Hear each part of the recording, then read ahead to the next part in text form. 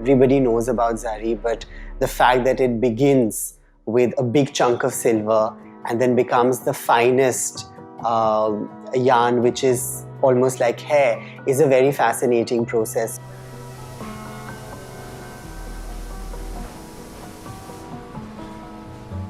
We've grown up among a family of women who are very passionate about their saris. They could talk about saris for hours and hours and hours.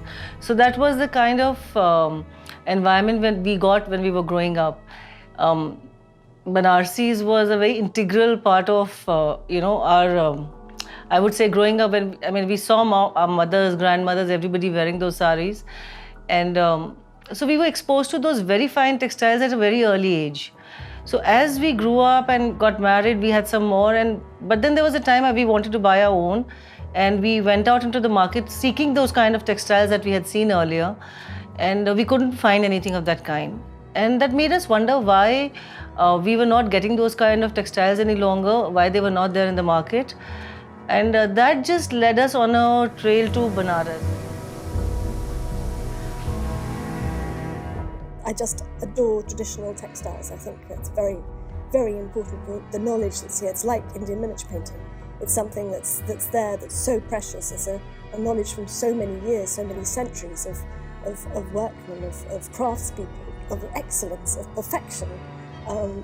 These layers of knowledge that mustn't be forgotten.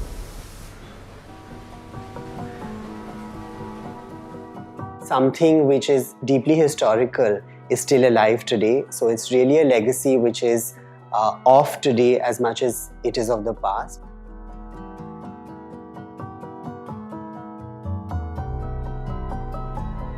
To me, it's so important to have a little bit of gold in everything. And I've reached a stage now where I go out to a dinner party, I don't mind if there are 5 people and there's a little gold in my border, I will wear it. Look at the Kerala sarees.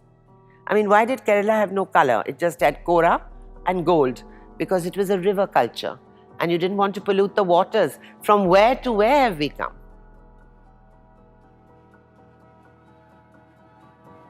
सारी गुलाबी चुनरिया रे रंगी सारी गुलाबी चुनरिया रे ये मारे नजरिया सांवरिया.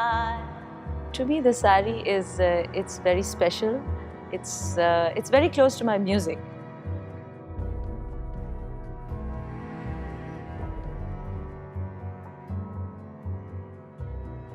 It's extremely encouraging to me when I hear of people like Swati and Sunaina working to actually revive these ancient techniques. I think what they're doing is extremely unique. It's extremely valuable for the textile, let's say, industry here. And I think everyone should be proud of what they're creating.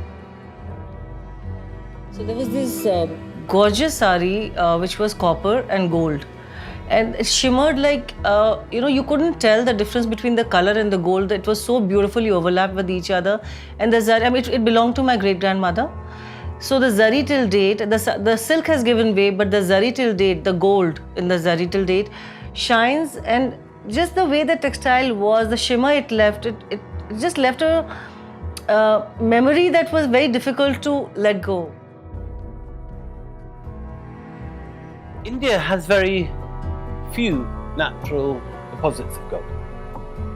Gold has always had to be brought into India from outside, and traditionally India has been this bottomless seam into which the world's gold has gone. You get complaints as early as the time of Pliny, writing from 1st century Rome during the golden age of Augustus, saying all our gold is going out to India because all our ladies like to buy expensive sandalwood, ivory, they buy expensive perfumes from India, they buy silks in particular from India, and there's nothing the Indians want of ours other than wine.